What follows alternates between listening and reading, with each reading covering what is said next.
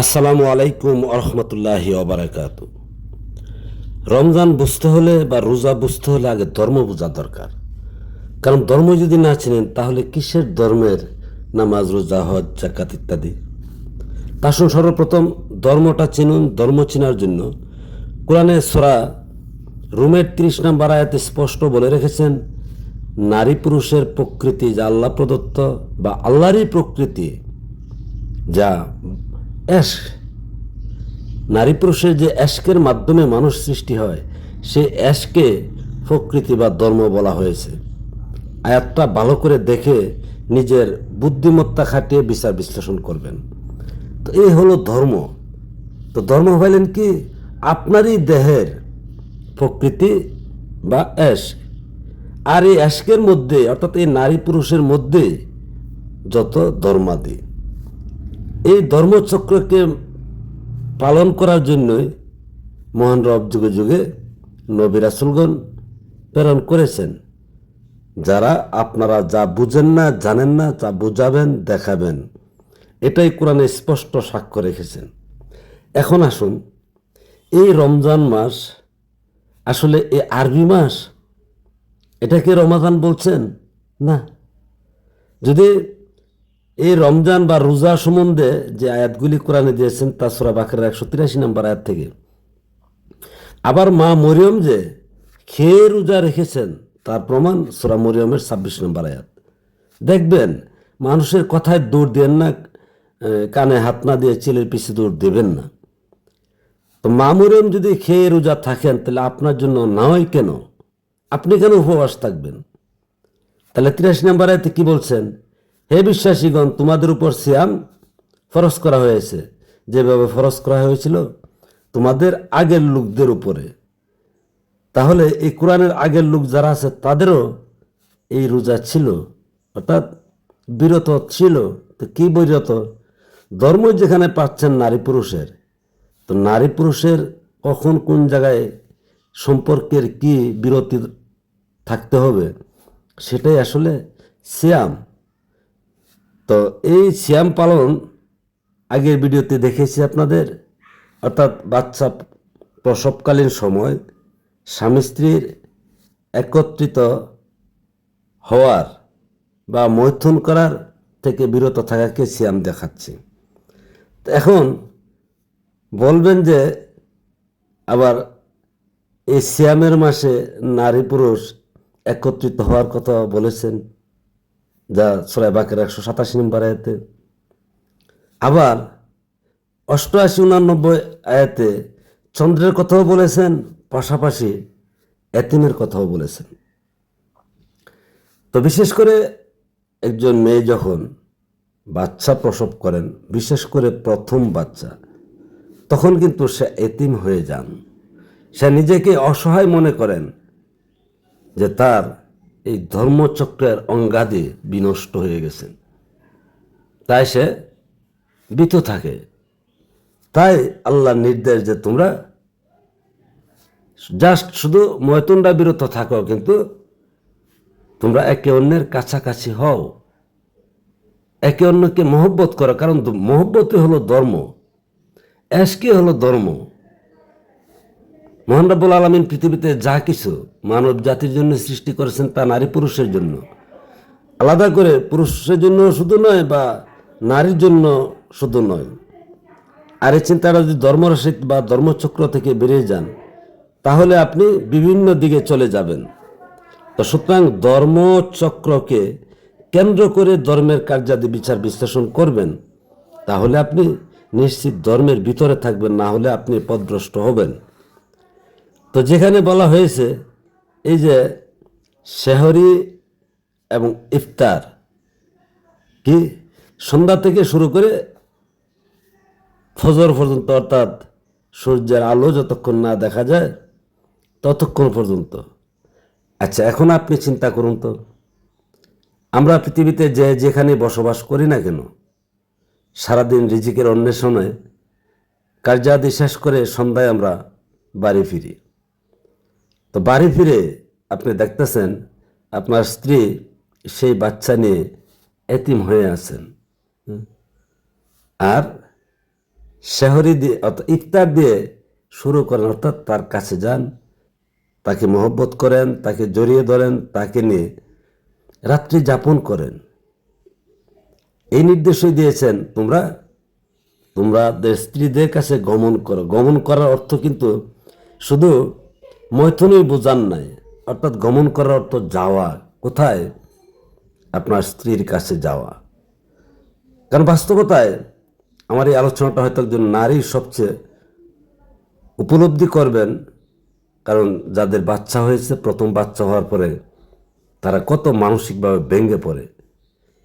আর অনেক মেয়েরা মানসিক ভারসাম্য হারিয়েও ফেলে যখন বাচ্চা প্রসবের পরে তার বডির স্ট্রাকচার নিয়ে সে চিন্তা করেন, আমি কি ছিলাম, কি হলাম, আমাকে আর কে দেখতে পারবে, আমাকে আর কে পছন্দ করবে, এমন একটা আর্তনাদ তার ভিতরে চলে আসে। আর সেই আর্তনাদ যদি দীর্ঘ সময় সে ভুগতে থাকে, স্বামী দূরে থাকেন বা পরিবারের অন্য মানুষের কাছ থেকেও তেমন সাপোর্ট পাচ্ছেন না, সহানুভূতি পাচ্ছেন না। বিশেষ করে আমাদের সমাজে আরেকটা বিষয় আছে, মেয়েদের যখন কন্যা সন্তান হয় তো শ্বশুরবাড়ির মানুষের কাছে সে একটা তিক্ততার মতো হয়ে যায়, তার প্রতি ইনসাল্ট করা হয়, অন্যায় করা হয়। আর এদিক দা স্বামীও ওই নারীকে আদর মহব্বত দিচ্ছেন না। এমনটা হলে পরে সে মানসিক ভারসাম্য হারিয়ে ফেলেন, যা আমার জীবনে খুব কাছে থেকে দেখা। কারণ আমার পেশাটাই ছিল ডাক্তারি, যদিও আমি হাতুড়ি ডাক্তার বা গ্রাম্য ডাক্তার, কিন্তু কাছে থেকে জীবনের 22-23টা বছর এগুলি দেখা। তো ওই কষ্ট যাতে না পায়, কষ্ট যাতে লাঘব হয়, বরং সুস্থ শান্তিতে জীবনযাপন করেন, এই কারণে মহান রবের আদেশ যে তোমরা দূরে সরে থেকো না। শুধু এখানে ইত্তেকাফের কথা বলা হয়েছে, আপনাকে এখানে বুঝতে হবে যে মসজিদে ইত্তেকাফের সময়, এই যে মসজিদ, রমাদান বা আরো অনেকগুলি বিষয় আছে, অর্থাৎ অধিকাংশ বিষয় কোরআনের মধ্যে রূপক। যখন কমপ্লিটলি এই সিয়ামটা, অর্থাৎ সিয়াম হলো তো বিরত, যে সময়টুকু আপনার স্ত্রীর সাথে মৈথুন করতে পারবেন না, এই সময়টুকুরে বলা হয়েছে ইত্তেকাফ। আপনি একা থাকবেন, আপনি আপনার স্ত্রীর সাথে মৈথুন করতে পারবেন না, সেটাই কঠোরভাবে দেখিয়েছেন। আর এখানে স্পষ্ট এটাও বলে রেখেছেন যে আল্লাহ আপনাদের জন্য সহজ চান, আল্লাহ আমাদের কঠিন চান না। এটাও বোঝার বিষয়, যেখানে আমরা একটা সন্তান জন্ম দিয়ে তার জন্য কত উদার থাকি, সকল কিছুই নিজে না খেয়ে, নিজে বুক না করে, নিজে ভরণ পোষণ না করে সমস্ত কিছু আমরা সন্তানদেরকে দিচ্ছি।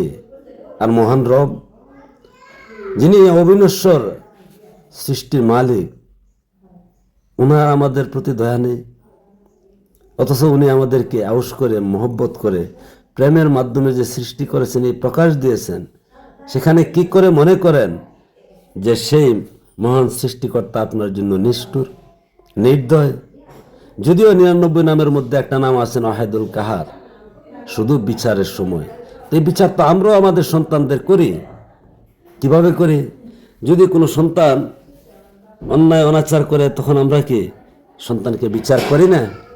আর যখন বিচার করে সময় গায়ে হাত তোলেন, তখন কি নিষ্ঠুর নন আপনি?